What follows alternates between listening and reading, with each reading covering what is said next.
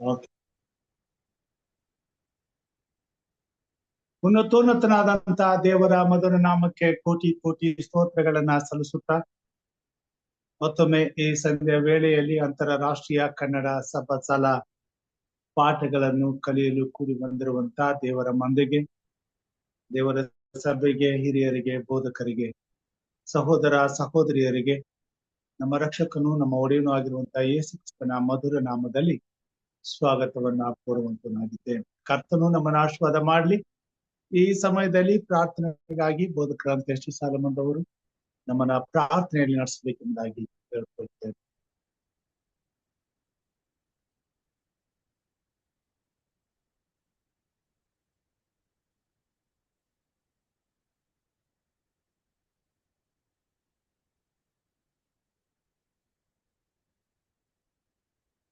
ಯಾರಂದ್ರೆ ಕೇಳಿಸ್ತಾ ಇದೆಯಾ? ಯಾರಿಗೆ ಹೇಳಿ? ಪ್ರಾರ್ಥನೆ ಮಾಡಿ.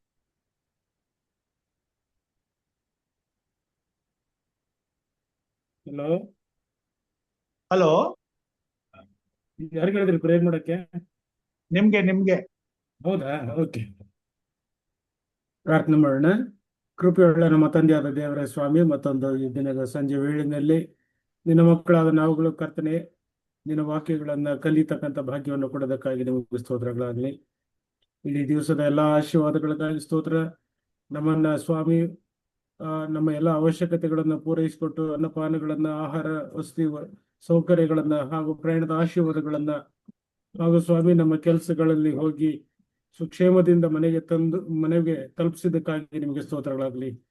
ಹಾಗೂ ಈ ಸಂದರ್ಭದಲ್ಲಿ ಸ್ವಾಮಿ ಚಿಕ್ಕ ಹಿಂಡಾಗಿ ಕೂಡಿಕೊಂಡು ಈ ಒಂದು ಸಭಾಶಾಲೆಯ ಅಂತಾರಾಷ್ಟ್ರೀಯ ಸಭಾಶಾಲೆಯ ಪಾಠಗಳ ಝೂಮ್ ಮಾಧ್ಯಮದಲ್ಲಿ ಸ್ವಾಮಿ ನಾವು ಕಲೀಲಿಕ್ಕೆ ಹೋಗುವಾಗ ನಿನ್ನ ಕೃಪೆ ನಮ್ಮ ಮೇಲೆ ಇರಲಿ. ವಿಶೇಷವಾಗಿ ಈ ದಿನದ ಪಾಠಗಳನ್ನು ನಡೆಸತಕ್ಕಂಥ ಬೋಧಕರನ್ನ ನೀನು ಆಶೀರ್ವದಿಸು. ಎಲ್ಲ ಹಂತಗಳಲ್ಲಿಯೂ ನೀವು ನಮ್ಮನ್ನು ನಡೆಸುವವರಾಗಿದ್ದೀರಿ.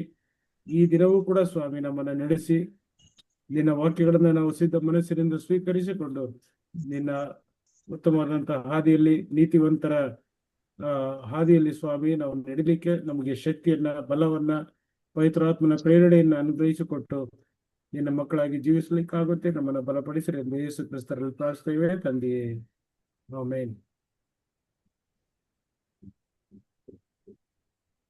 ಆಮೆನ್. ಕೇಳಿಸ್ತಾ ಇದೆಯಾ? ಕೇಳಿಸ್ತಾ ಇದೆ ಪಾಸ್ಟರ್. ಕೇಳಿಸ್ತಾ ಇದೆ. ಪ್ರಾರ್ಥನೆಗಾಗಿ ಬೋಧಕರಂತ ಸಾಲಮನ್ ಅವರಿಗೆ ವಂದನೆಗಳನ್ನ ಸಲ್ಲಿಸ್ತೇನೆ. ಈ ಸಮಯದಲ್ಲಿ ಒಂದು ವಿಶೇಷ ಗೀತೆಯನ್ನ ನಾನು ಹಾಡುವಂತನಾಗಿದ್ದೇನೆ. ನಿದಿರ ಲೋಕದಿಂದ ಎಚ್ಚರವಾಗಿ ಮನುಜ, ರಾತ್ರಿ ಕಳೆದು ಹೋಗಿ ಹಗಲು ಮುಗಿಯುತ್ತಲಿದೆ. ನಿದಿರ ಲೋಕದಿಂದ ಎಚ್ಚರವಾಗಿ ಮನುಜ, ರಾತ್ರಿ ಕಳೆದು ಹೋಗಿ ಹಗಲು ಮುಗಿಯುತ್ತಲಿದೆ, ಹಗಲು ಮುಗಿಯುತ್ತಲಿದೆ. ಲೋಕದ ಮೀಸವೆಂಬ ಮತ್ಯದ ಮಾಲಿನಿಂದ ನಿತ್ಯವೂ ಸುಖವು ಎಂಬ ರಾಮೆಯಿಂದ, ಲೋಕದ ಮೀಸವೆಂಬ ಮತ್ಯದ ಮಾಲಿನಿಂದ ನಿತ್ಯವೂ ಸುಖವು ಎಂಬ ರಾಮೆಯಿಂದ, ಎರಡು ದೋಣಿ ನಡಿಯಬೇ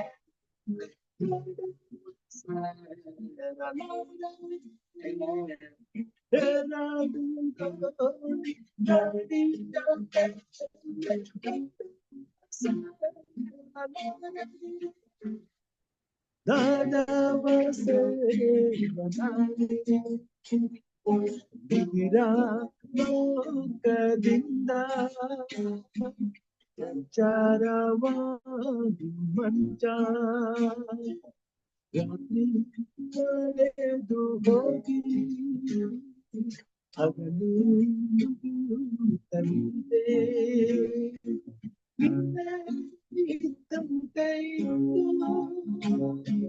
ನಾಳೆಯು ಹೀಗೆ ಸಮಯ ಕಳೆಯ ಬೇಡ ನಿನ್ನೆ ಇದ್ದಂತೆ ಇದ್ದು ನಾಳೆಯು ಎಂದು ಹೀಗೆ ಸಮಯ ಕಳೆಯ ಬೇಡ ಕಳ್ಳ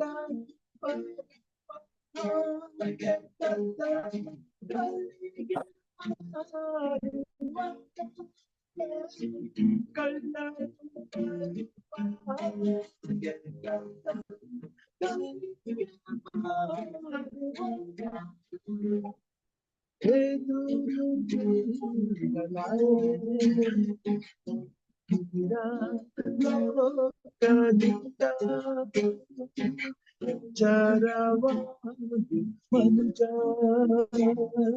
ರಾತ್ರಿ ಕಳೆದು ಹೋಗಿ ಹಗಲು ಕಲಿದೆ ಹಗಲು ಕಲಿದೆ ಹಗಲು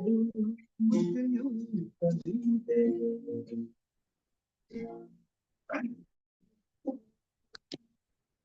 ಆಮೆನ್. ದೇವರ ಪರಿಶುದ್ಧವಾದ ನಾಮಕ್ಕೆ ಸ್ತೋತ್ರವನ್ನ ಸಲ್ಲಿಸೋಣ. ಈ ದಿನದ ಪಾಠವನ್ನ ಬೋಧಕರಾದಂತ ಮಿತ್ರ ಅವರು ತೆಗೆದುಕೊಳ್ಳಬೇಕಾಗಿತ್ತು. ಕಾರಣಾಂತರಗಳಿಂದ ಅವರು ಪ್ರಯಾಣ ಮಾಡ್ತಾ ಇದ್ದಾರೆ, ಹೀಗಾಗಿ ಅವರು ಇನ್ನೂ ಮುಟ್ಟಿಲ್ಲ. ಈ ಕಾರಣ ನಾನು ಈ ದಿನದ ಪಾಠವನ್ನ ಮುಂದುವರಿಸುವುದು ಹೋಗುವಂತನಾಗಿದ್ದೇನೆ. ಕರ್ತನು ನಮ್ಮನ್ನು ಆಶೀರ್ವಾದ ಮಾಡಲಿ. ಈ ದಿನದ ಪಾಠ ಸಮಸ್ತ ಲೋಕದ ನ್ಯಾಯಾಧಿಪತಿ. ಈ ವಿಷಯವಾಗಿ ನಾವು ಈ ಪಾಠವನ್ನ ಕಲಿಯುವಂತರಾಗಿದ್ದೇವೆ. ಈಗಾಗಲೇ ನೀವು ಓದ್ಕೊಂಡಿದ್ದೀರಿ ಎಂಬುದಾಗಿ ನಾನು ನಂಬ್ತೇನೆ.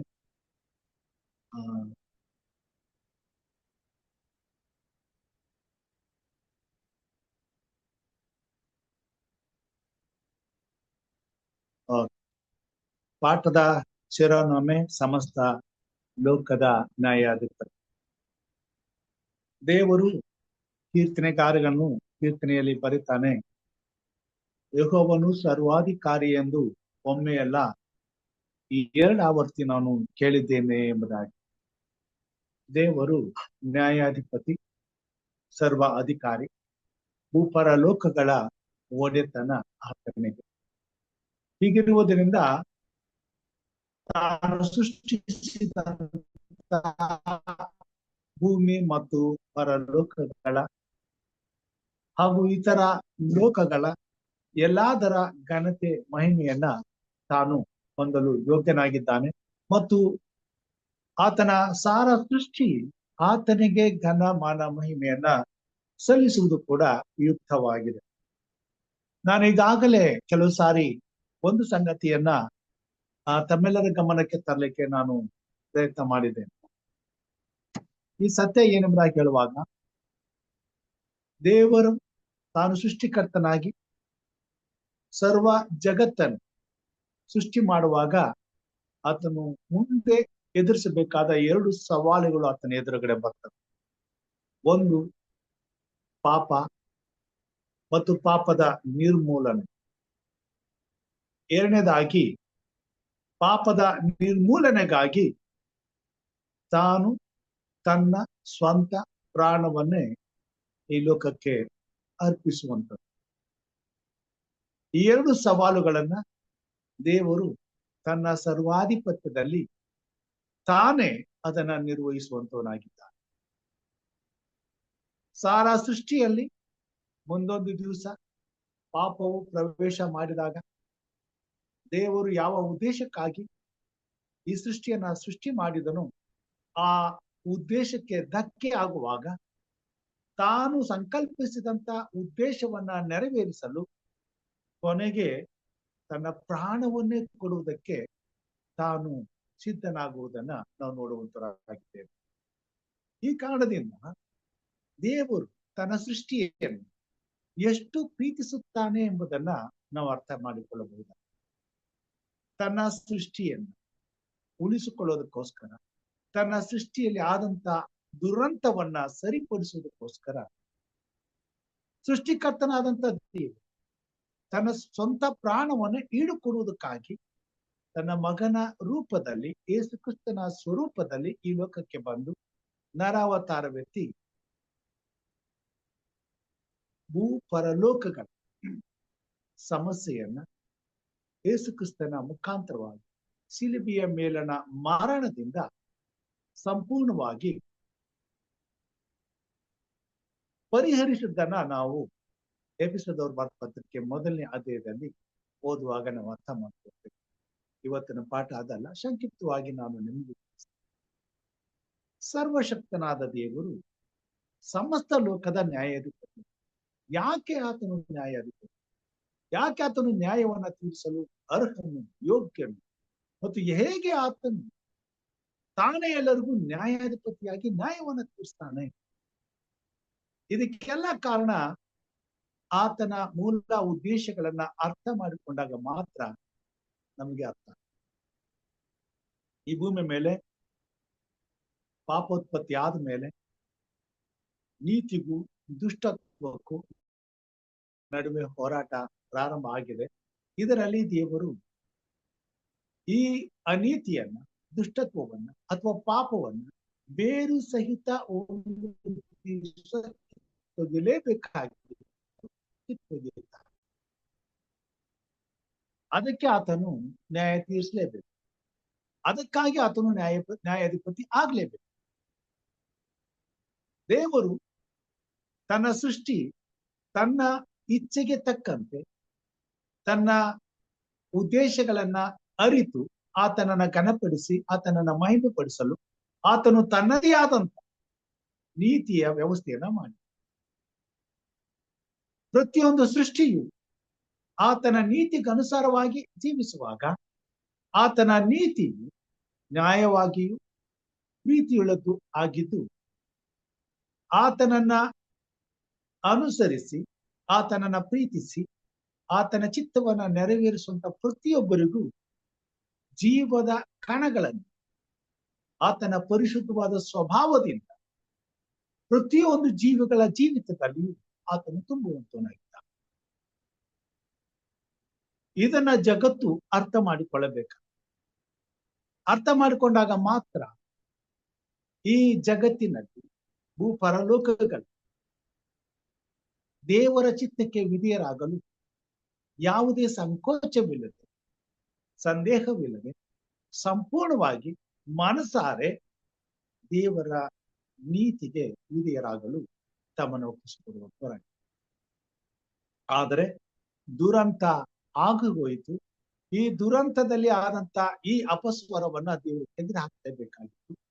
ಇದು ಆಗಾಗ ಮತ್ತೆ ಬರದಂತೆ, ಕೇಳಿಸದಂತೆ ಮತ್ತು ತನ್ನ ಸೃಷ್ಟಿಯನ್ನ ಬಾಧಿಸದಂತೆ ಸಂಪೂರ್ಣವಾಗಿ ಅದನ್ನ ಬೇರು ಸಮೇತ, ಬುಡ ಸಮೇತ ಕಿತ್ತು ಹಾಕುವಂತ ಒಂದು ಯೋಜನೆಯಲ್ಲಿ ದೇವರು ಸಮಸ್ತ ಲೋಕಾಧಿಪತಿಯಾಗಿ ಸಮಸ್ತ ಲೋಕದ ಪಾಪದ ನಿವಾರಣೆಯನ್ನು ಸಂಪೂರ್ಣವಾಗಿ ಪಾಪವನ್ನ ತೆಗೆದುಹಾಕಲಿಕ್ಕೆ ಆತನು ನ್ಯಾಯ ತೀರ್ಪನ್ನು ವಿಧಿಸಲೇಬೇಕಾಯಿತು, ನ್ಯಾಯ ವಿಚಾರಣೆ ಮಾಡಲೇಬೇಕಾಯಿತು.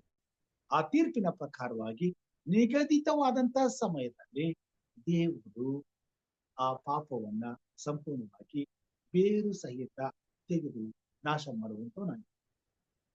ಹಾಗಾಗುವುದರಿಂದಲೇ ಆತನು ಸೃಷ್ಟಿಸಿದಂತ ನೂತನ ಆಕಾಶ ಭೂಮಂಡಲ, ನೂತನ ಆಕಾಶ ಮಂಡಲ, ನೂತನ ಭೂಮಂಡಲದಲ್ಲಿ ಯಾವುದೇ ಪಾಪದ ಭಯವಿಲ್ಲದೆ, ದುಷ್ಟತನವಿಲ್ಲದೆ, ಯಾವುದೇ ರೀತಿಯಾದಂತ ಮರಣವಾಗಲಿ, ಕಾಯಿಲೆ ಆಗಲಿ, ಕಣ್ಣೀರಾಗಲಿ, ದುಃಖ ಆಗಲಿ, ಪಾಪಗಳ ನಿಮಿತ್ತ ಸಂಭವಿಸುವಂತಹ ದುರಂತಗಳಾಗಲಿ ಇಲ್ಲದೆ ಮನುಷ್ಯನು ಮತ್ತು ಆತನ ಸೃಷ್ಟಿಯೆಲ್ಲವೂ ನಿರಂತರವಾಗಿ ದೇವರ ಜೊತೆಯಲ್ಲಿ ಅನ್ಯೂನ್ಯವಾಗಿ ಸದಾಕಾಲ ಬದುಕುವಂತ ಒಂದು ಅವಕಾಶವನ್ನ ಪಡ್ಕೊಳ್ಳಿಕ್ಕೆ ಸಾಧ್ಯವಾಗಿದೆ. ಇದು ತಾನೇ ದೇವರ ಪ್ರಾಮುಖ್ಯವಾದಂತ ಒಂದು ಸಂಕಲ್ಪವಾಗಿತ್ತು, ಉದ್ದೇಶವಾಗಿತ್ತು. ಅದಕ್ಕಾಗಿಯೇ ತನ್ನ ಸೃಷ್ಟಿ ಕಾರ್ಯಗಳಲ್ಲಿ ದೇವರು ಎಲ್ಲವನ್ನ ವ್ಯವಸ್ಥಿತವಾಗಿ ಮಾಡಿದರು. ತನ್ನ ಸೃಷ್ಟಿಯಲ್ಲಿ ಶಿಸ್ತನ್ನ ಇಟ್ಟಿದ್ದನು.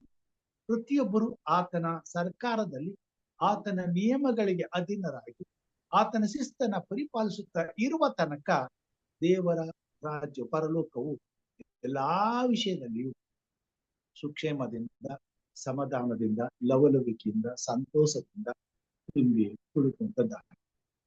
ಆದ್ರೆ ಈಗ ಎಲ್ಲವೂ ದುರಂತಮಯವಾಗಿ ಈಗ ಆ ದುರಂತಕ್ಕೆ ಅಂತ್ಯವನ್ನ ಹಾಡುವಂತ ಸಮಯದಲ್ಲಿ, ಸೊ ಈ ದುರಂತದ ವಿಷಯವನ್ನ ನಾವು ಬಹಳ ದಿನಗಳಿಂದಲೂ ಕಲಿತಾ ಇದ್ದೀವಿ.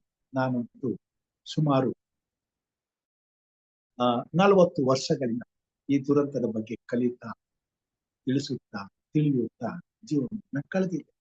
ಹಾಗೆ ದೇವರನ್ನ ನಂಬಿರ್ತಕ್ಕಂಥ ಪ್ರತಿಯೊಬ್ಬರಿಗೂ ದುರಂತವೇನು, ಅದರ ಪರಿಣಾಮವೇನು, ಅದರಿಂದ ಆಗುವಂತ ಮುಂದಿನ ಪರಿಣಾಮ ಏನೆಂಬುದನ್ನ ಈಗಾಗಲೇ ನಾವು ಸತ್ಯವೇದದ ಮುಖಾಂತರವಾಗಿ ನಾವು ಕಲ್ತು ಪದೇ ಪದೇ ಸ್ವಾಮಿ ತನ್ನ ಮಕ್ಕಳಿಗೆ ತನ್ನ ಆಧಿಪತ್ಯದಲ್ಲಿ ನ್ಯಾಯಾಧಿಪತಿಯಾಗಿ ನ್ಯಾಯ ತೀರಿಸುವಂತ ವಿಚಾರವನ್ನ, ನ್ಯಾಯ ತೀರಿಸುವಂತ ಸಮಯದಲ್ಲಿ ಆಗುವಂತ ಸಂಭವನೆಗಳನ್ನ ಪರಿಷ್ಕಾರವಾಗಿ ತಿಳಿಸುತ್ತಾ ಮತ್ತೆ ಮತ್ತೆ ಜ್ಞಾಪಕ ಪಡಿಸುತ್ತಾ ಅದಕ್ಕೆ ಕಾರಣಗಳನ್ನು ಸಹ ದೇವರು ವಿವರಿಸುತ್ತಾ ಹೋಗುವಂತವನಾಗಿದ್ದಾನೆ.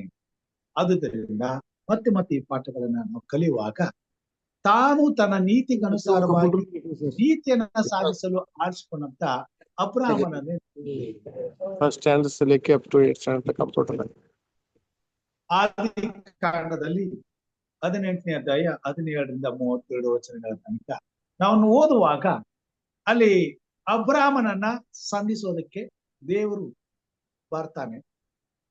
ಅಲ್ಲಿ ನಾವು ನೋಡ್ತೇವೆ, ಅಲ್ಲಿ ಬಂದಾಗ ಅಬ್ರಾಹ್ಮನಿಗೆ ಆ ಮಮ್ರೆ ತೋಪಿನಲ್ಲಿ ದರ್ಶನವಾಗ್ತದೆ, ಅಲ್ಲಿ ಕಾಣಿಸ್ಕೊಳ್ತಾನೆ. ಇಲ್ಲಿ ಪಾಠ ಹೀಗೆ ಹೇಳ್ತದೆ, ಸೋದೋಮ್ ಗೊಮೋರ ಪಟ್ಟಣಗಳು ನಾಶವಾಗುವುದಕ್ಕೆ ಮೊದಲು ಮಮ್ರೆ ತೋಪಿನಲ್ಲಿ ಒಂದು ಕುತೂಹಲಕಾರಿ ಘಟನೆ ನಡೆಯಲಿ. ದೇವರು ತನ್ನ 20 प्रेज द लॉर्ड यार sir, praise the Lord mute ಮಾಡ್ರಿ ಸರ್. टाइम गया ब्रदर, बहुत तकलीफ होता. ಗುರುಗಳೇ ಪ್ರೈಸ್ ದ ಲಾರ್ಡ್, ತಮಗೆ ಪ್ರೈಸ್ ದ ಲಾರ್ಡ್. ದಯಮಾಡಿ ನಿಮ್ಮ ಮೊಬೈಲ್ ಮೇಲೆ ನಿಮಗೊಂದು ಕಣ್ಣಿರ್ಲಿ. ಓಕೆ, ದೇವರು ತನ್ನ 2 ದೂತರೊಂದಿಗೆ ಅಬ್ರಾಹ್ಮನಿಗೆ ಕಾಣಿಸಿಕೊಂಡನು. ಅಬ್ರಾಹ್ಮನು ಅವರನ್ನು ನೋಡಿದಾಗ ತನ್ನ ಮನೆಯಲ್ಲಿ ಅವರು ಊಟ ಮಾಡುವಂತೆ ಆಹ್ವಾನಿಸಿದನು. ಆ ಸ್ಥಳದಲ್ಲಿ ದೇವರು ಅವನಿಗೂ ಅವನ ಪತ್ನಿಯಾದ ಸಾರಳಿಗೂ ಬರುವ ವರ್ಷ ಇದೇ ಕಾಲದಲ್ಲಿ ಒಬ್ಬ ಮಗನು ಹುಟ್ಟುವನೆಂದು, ಹಾಗೂ ನಿಮ್ಮ ಸಂತಾನದಲ್ಲಿಯೇ ಮಸ್ಸಿಯನು ಅಂದರೆ ರಕ್ಷಕನು ಹುಟ್ಟುವನೆಂದು ವಾಗ್ದಾನ ಮಾಡಿದನು. ಅದರಂತೆಯೇ ಯೇಸು ಕ್ರಿಸ್ತನು ಅಬ್ರಾಹ್ಮನ ವಂಶದಲ್ಲಿಯೇ ಹುಟ್ಟಿದನು. ಗಲಾತ್ಯ 3ನೇ ಅಧ್ಯಾಯ 16ನೇ ವಚನದಲ್ಲಿ ನಾವು ನೋಡ್ತೇವೆ. ಅನಂತರ ಕಥೆಯು ಇದ್ದಕ್ಕಿದ್ದಂತೆ ಸೋದೋಮ್ ಗೊಮೋರ ಎಂಬ ದುಷ್ಟ ಪಟ್ಟಣಗಳ ಬಗ್ಗೆ ತಿಳಿಸುತ್ತದೆ. ನಾವು ನೋಡ್ತೇವೆ, ದೇವರು ಅಬ್ರಾಹ್ಮನಿಗೆ ವಾಗ್ದಾನವನ್ನ ಮಾಡಲಿಕ್ಕೆ ಬಂದಿತ್ತು ಮತ್ತು ಮುಂದೆ ಆತನ ವಾಗ್ದಾನವು ಹೇಗೆ ಈ ಭೂಮಿ ಮೇಲೆ ದೇವರ ಚಿತ್ತವನ್ನ ನೆರವೇರಿಸಲಿಕ್ಕೆ ಕಾರಣವಾಗ್ತದೆ ಅಂತಕ್ಕಂಥ ಸಂದೇಶವನ್ನು ತಂದು ಅಬ್ರಾಹ್ಮನ ಮುಂದೆ ಆ ಉನ್ನತವಾದಂತ ಸಂತೋಷದ ಸಂಗತಿಯನ್ನ ಆತನಿಗೆ ವಿವರಣೆ ಮಾಡುತ್ತಾ ಆತನನ್ನ ಆಶೀರ್ವಾದ ಮಾಡಿದ ಮೇಲೆ ಅದರ ಜೊತೆಯಲ್ಲಿಯೇ ಆತನು ಅಬ್ರಾಹ್ಮನಿಗೆ ಕೆಲವೊಂದು ವಿಷಯಗಳ ಕುರಿತು ಮಾತಾಡ್ಲಿಕ್ಕೆ ಹೋಗ್ತಾನೆ. ಅದ್ಯಾವ್ದಂತ ಹೇಳುವಾಗ ಸೋದೋಮ್ ಗೊಮೋರ ಪಟ್ಟಣ. ನಾವು ನೋಡ್ತೇವೆ, ದುಷ್ಟತ್ವ ಪ್ರಾರಂಭ ಆಗುವಾಗಲೇ ದುಷ್ಟತ್ವಕ್ಕೆ ಪರಿಹಾರವನ್ನು ಕೂಡ ದೇವರು ಮೊದಲೇ ವ್ಯವಸ್ಥೆ ಮಾಡಿದ್ದನೆಂಬುದಾಗಿ ಈ ಘಟನೆಯಲ್ಲಿ ನಾವು ನೋಡ್ತೇವೆ. ಅಲ್ಲಿ ಸೋದೋಮ್ ಗೊಮೋರ ಪಟ್ಟಣವನ್ನ ನಾಶ ಮಾಡಬೇಕಾಗಿದೆ. ಇಲ್ಲಿ ಪಾಪದ ಪರಿಹಾರಕ್ಕಾಗಿ ಜಗದ್ರಕ್ಷಕನಾದಂತ ಯೇಸು ಕ್ರಿಸ್ತನ ಹುಟ್ಟುವಿಕೆಯನ್ನ ವಾಗ್ದಾನವಾಗಿ ಮುನ್ಸೂಚನೆಯಾಗಿ ಅಬ್ರಾಹ್ಮನಿಗೆ ದೇವರು ವಾಗ್ದಾನ ಮಾಡುವಂತನಾಗಿದ್ದಾರೆ. 18ನೇ ಅಧ್ಯಾಯ 17ರಿಂದ 32ನೇ ವಚನ ತನಕ ನೀವು ಓದಿದ್ರೆ ಅಲ್ಲಿ ಮುಂದಿನ ಭಾಗವನ್ನ ನಾವು ಅರ್ಥ ಮಾಡ್ಕೊಳ್ಬಹುದು. ದೇವರು ನಮಗೆ ಯಾವುದೇ ವಿವರ ನೀಡುವ ಅಗತ್ಯವಿಲ್ಲ. ಆದರೂ ನಮ್ಮ ಮಾನವ ಜನಾಂಗದ ಬಗ್ಗೆ ತನಗಿರುವ ಉದ್ದೇಶ ಮತ್ತು ಯೋಜನೆಗಳನ್ನು ತಿಳಿಯಪಡಿಸುತ್ತಾನೆ. ಕರ್ತನಾದ ಯೆಹೋವನು ತನ್ನ ಸೇವಕರಾದ ಪ್ರವಾದಿಗಳಿಗೆ ತನ್ನ ರಹಸ್ಯವನ್ನು ತಿಳಿಸದೆ ಏನು ಮಾಡನು ಎಂದು ಆಮೋಸ 3ನೇ ಅಧ್ಯಾಯ 7ನೇ ವಚನದಲ್ಲಿ ತಿಳಿಸ್ತದೆ. ದಯಮಾಡಿ ಓದೋಣ. ಆಮೋಸನ ಬರೆದಂತ ಪ್ರವಾದನೆ 3ನೇ ಅಧ್ಯಾಯ 7ನೇ ವಚನ. ಕೆಲವೊಂದು ವಚನಗಳನ್ನ ನಾವು ಓದಿಕೊಳ್ಳೋಣ. ಆಮೋಸನ ಬರೆದಂತ ಪ್ರವಾದನೆ 3ನೇ ಅಧ್ಯಾಯ 7ನೇ ವಚನ. ಸತ್ಯವೇದ ಇದ್ದವರು ದಯಮಾಡಿ ತೆಗೆದು ಓದ್ಬೇಕೆಂದಾಗಿ ಕೇಳ್ಕೊಳ್ತೀವಿ.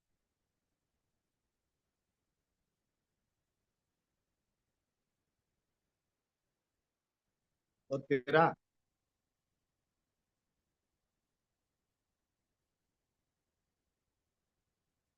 ನಾನು ಓದ್ತೇನೆ.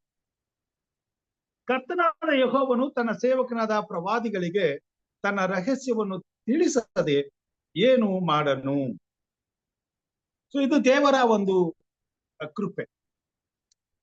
ಮುಂದೆ ಏನೇ ಒಂದು ಒಳ್ಳೇದನ್ನಾಗಲಿ ಅಥವಾ ಕೆಟ್ಟದ್ದನ್ನಾಗಲಿ ಈ ಭೂಮಿ ಮೇಲೆ ನಡೆಯುವಕ್ಕೆ ಹೋಗುವಾಗ, ತಾನು ಆ ಕಾರ್ಯಗಳನ್ನ ನಡೆಸ್ಲಿಕ್ಕೆ ಹೋಗುವಾಗ ದೇವರು ತಾನು ಆದುಕೊಂಡಂತ ತನ್ನ ಜನರಿಗೆ ಈ ಸತ್ಯವನ್ನ ತಿಳಿಸಿ ನಂತರ ಆ ಕಾರ್ಯಗಳನ್ನ ಮಾಡುವಂತ ಕಾರಣ ಏನು?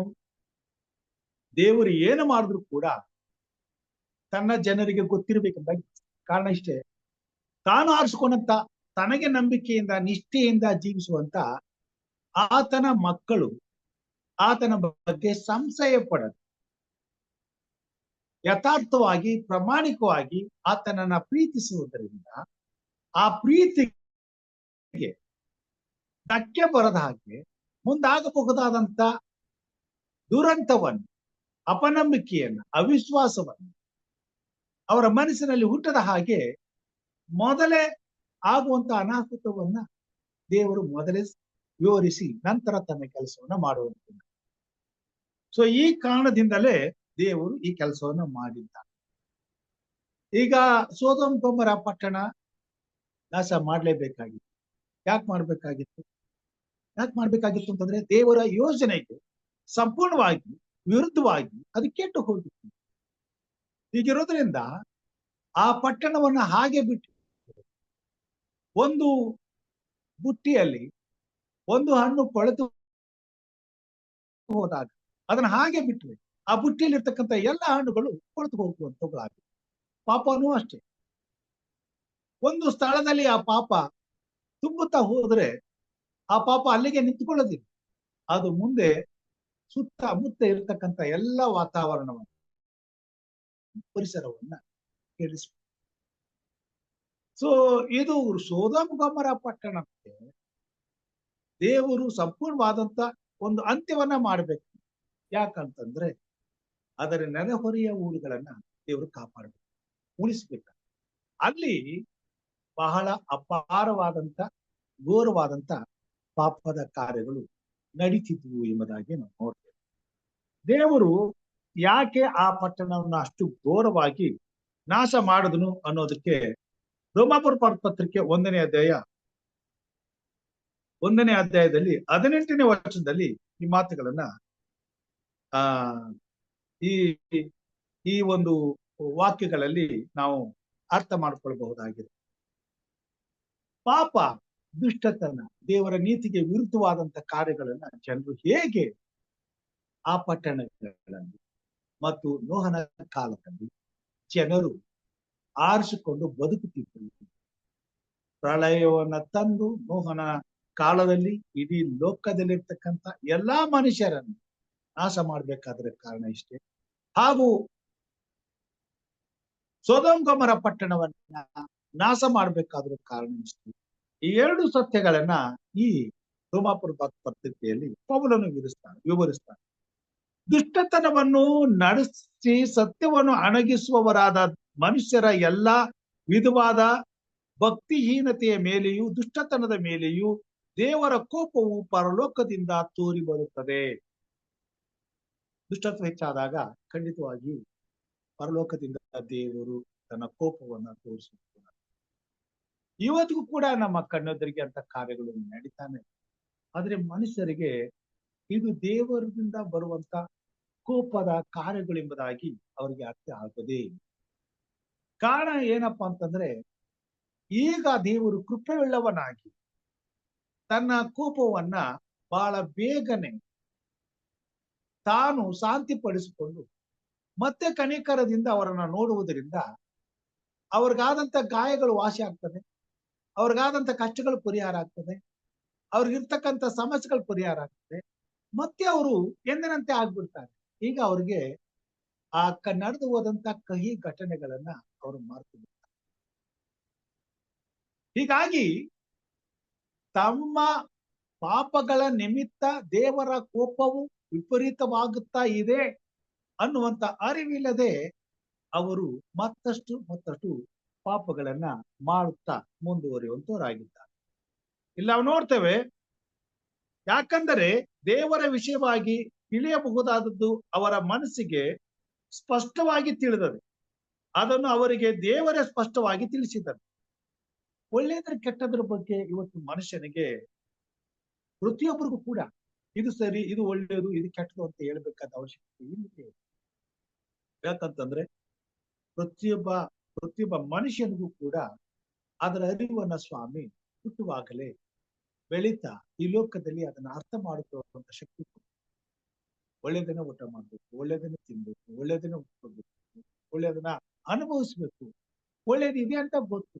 ಹಾಗೆ ಒಳ್ಳೆಯ ಸ್ವಭಾವಗಳು ಏನು ಅಂತಾನು ಗೊತ್ತು. ಆದರೂ ನೆರೆಯವರ ವಿಷಯಕ್ಕೆ ಬಂದಾಗ ಆ ಒಳ್ಳೆತನವನ್ನ ಆತನು ಮರೆ ಮಾಡಿ ಕೆಟ್ಟತನವನ್ನೇ ಆತನು ಕಿತ್ತುವಂತವನಾಗಿದ್ದಾನೆ, ಕೆಟ್ಟತನದಿಂದಲೇ ನಡೆಯುವಂತವನಾಗಿದ್ದಾನೆ. ಇದು ಈ ಲೋಕದಲ್ಲಿ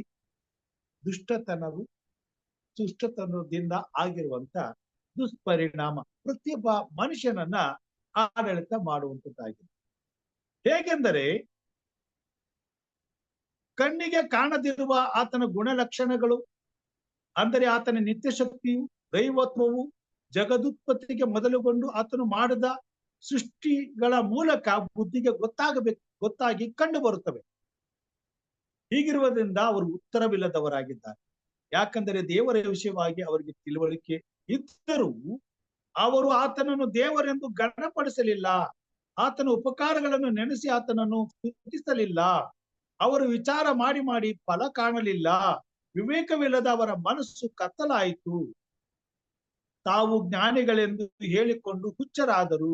ಲಯವಿಲ್ಲದ ದೇವರ ಮಹಿಮೆಯನ್ನು ಬಿಟ್ಟು ಅದಕ್ಕೆ ಬದಲಾಗಿ ಲಯವಾಗುವ ಮನುಷ್ಯನ, ಪಕ್ಷಿ, ಸರ್ಪಾದಿಗಳ ಮೂರ್ತಿಯನ್ನು ಮಾಡಿಕೊಂಡರು.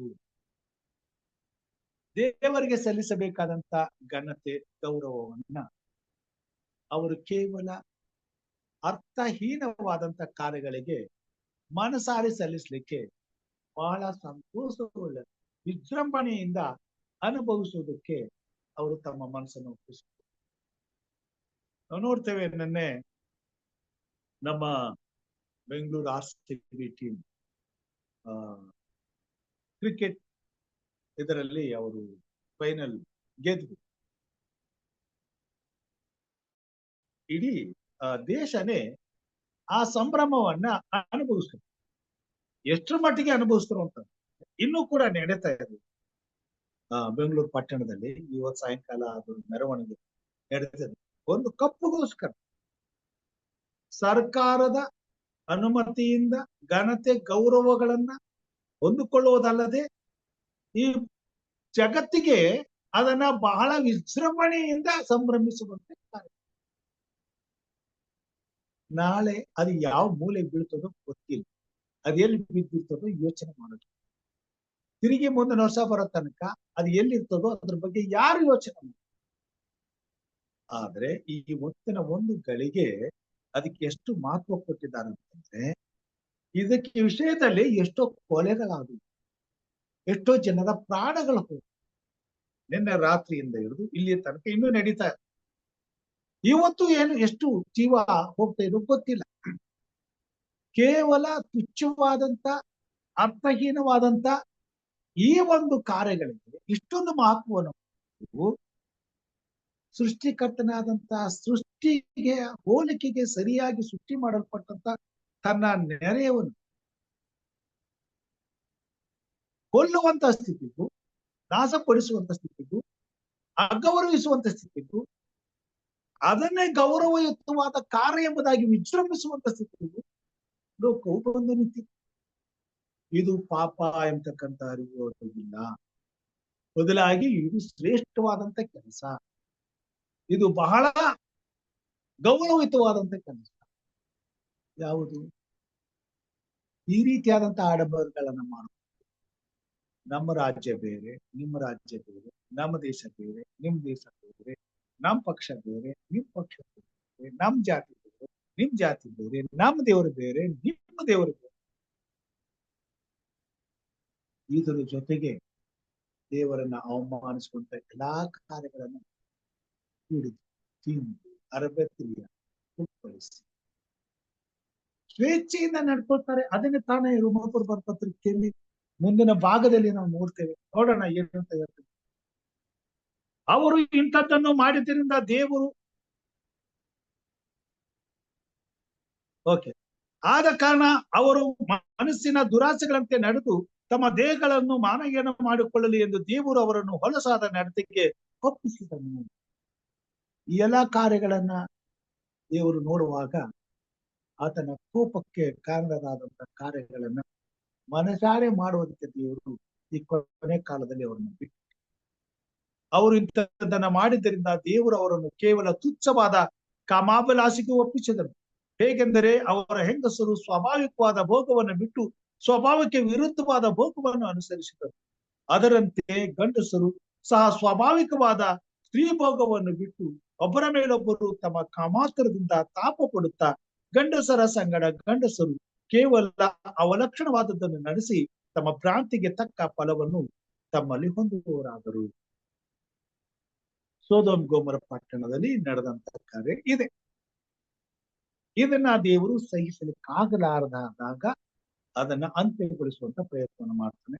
ಅದನ್ನ ಸ್ವಾಮಿ ಅಬ್ರಹಾಮನಿಗೆ, ನೋಡಪ್ಪ ಈಗ ಆಗಿದೆ, ಆ ಪಟ್ಟಣವನ್ನು ನಾನು ನಾಶ ಮಾಡ್ಲೇಬೇಕು, ಆದ್ರೆ ಅಲ್ಲಿ ನಿನ್ನ ಸಂಬಂಧಿ ಅವನು ನಿನ್ನ ಹಾಗೆ ನೀತಿವಂತ, ಅವನನ್ನು ಉಳಿಸ. ಆದರೆ ಅಬ್ರಹಾಮನು ಯೇಸು ಕ್ರಿಸ್ತನ ಸ್ಥಳದಲ್ಲಿ ನಾಶವಾಗುತ್ತಿರುವಂತ ಮಾನವರ ಹಿತಕ್ಕಾಗಿ ರಕ್ಷಕನಾದಂತ ಯೇಸು ಕ್ರಿಸ್ತನು ತನ್ನ ಪ್ರಾಣವನ್ನು ಕೊಡುವುದು ಮಾತ್ರವಲ್ಲದೆ ಅವರ ಪಾಪಗಳ ಬಿಡುಗಡೆಗಾಗಿ ತಂದೆಯಾದ ದೇವರ ಜೊತೆಯಲ್ಲಿ ಹೋರಾಟ ಮಾಡುತ್ತಿರುವುದರಿಂದ ಈ ಲೋಕವು ಇನ್ನು ಉಳಿದುಕೊಂಡಿದೆ. ಇದರ ನಿರ್ಧಾರವಾಗಿ, ಇದನ್ನ ನಿರೂಪಿಸುವುದಕ್ಕಾಗಿ, ಇದನ್ನ ಅರ್ಥ ಮಾಡಿಕೊಳ್ಳುವುದಕ್ಕಾಗಿ ಅಬ್ರಹಾಮನಿಗೆ ಅಲ್ಲೊಂದು ಅವಕಾಶ ಕೊಟ್ಟಿದೆ. ಆತನು ಕ್ರಿಸ್ತನ ಸ್ಥಾನದಲ್ಲಿ ನಿಂತುಕೊಂಡು ನಮಗಾಗಿ ಕ್ರಿಸ್ತನು ವಿಜ್ಞಾಪನೆ ಮಾಡುತ್ತಿರುವ ಹಾಗೆಯೇ ಈ ಲೋಕದಲ್ಲಿ ಇರ್ತಕ್ಕಂಥ ಸಕಲ ದುಷ್ಟರ ಪರವಾಗಿ, ಅವರ ತಿರುಗುವಿಕೆಗಾಗಿ, ಅವರ ರಕ್ಷಣೆಗಾಗಿ, ಕ್ಷಮಾಪಣೆಗಾಗಿ ಕ್ರಿಸ್ತನು ಹೋರಾಟ ಮಾಡುತ್ತಿರುವಂತೆಯೇ ಅಬ್ರಹಾಮನು ಸೊದೋಮ್ ಗೊಮೋರ ಪಟ್ಟಣದ ಈ ದುಸ್ಥಿತಿಯಲ್ಲಿಯೂ ಅವರ ಬಿಡುಗಡೆಗಾಗಿ, ಅವರ ರಕ್ಷಣೆಗಾಗಿ ಹೋರಾಟ ಮಾಡುತ್ತಿದ್ದರು.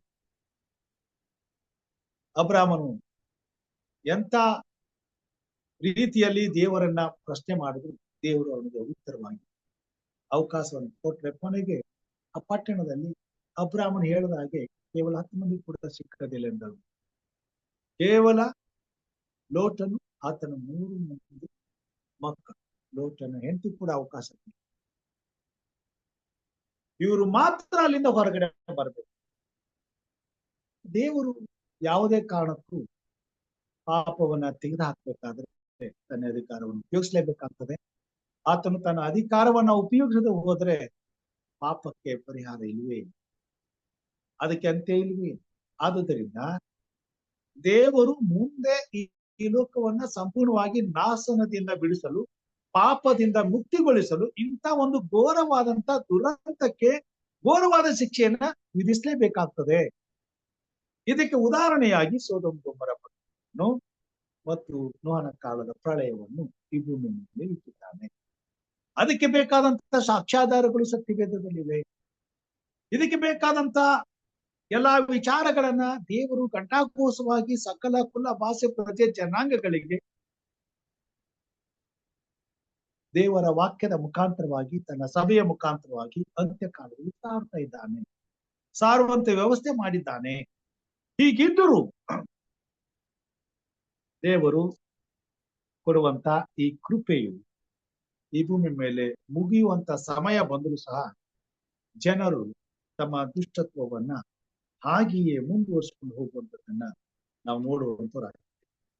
ಇಲ್ಲಿ ದುಷ್ಟರ ಬಗ್ಗೆ ಹೇಗೆ ಈ ಲೋಕದಲ್ಲಿ ಜನರು ತಮ್ಮ ಒಂದು ನಾಶನಕ್ಕೆ ತಾವು ಕಾರಣರಾಗ್ತರಿಂದಾಗಿ 58ನೇ ಕೀರ್ತನೆಯಲ್ಲಿ ದಾವೀದನು ಬರೀತಾರೆ. ನಾವು ನೋಡೋಣ ಇಲ್ಲಿ ಏನಂತ ಬರ್ತಿಲ್ಲ. ಹೇಗಿರ್ತದೆ ಈ ಲೋಕದಲ್ಲಿ ಕೊನೆಯಲ್ಲಿ? ದೇವರು ಮಾನವರ ರಕ್ಷಣೆಗಾಗಿ ಈ ಲೋಕದಲ್ಲಿ ಎಲ್ಲಾ ನೀತಿಯ ವ್ಯವಸ್ಥೆಯನ್ನ ಮಾಡಿದ್ರು ಸಹ ಮನುಷ್ಯರು ಹೇಗೆ ಅದನ್ನ ದುರುಪಯೋಗ ಪಡಿಸ್ಕೊಡ್ತಾರೆ? 58ನೇ ಅಧ್ಯಾಯದಲ್ಲಿ ಸ್ಪಷ್ಟವಾಗಿ ನಮಗೆ ತಿಳಿಸ್ತದೆ. ಅಧಿಕಾರಿಗಳೇ, ನೀವು ಕೊಡುವ ತೀರ್ಪುಗಳು ನೀತಿಗನುಸಾರವಾಗಿದೆಯೋ?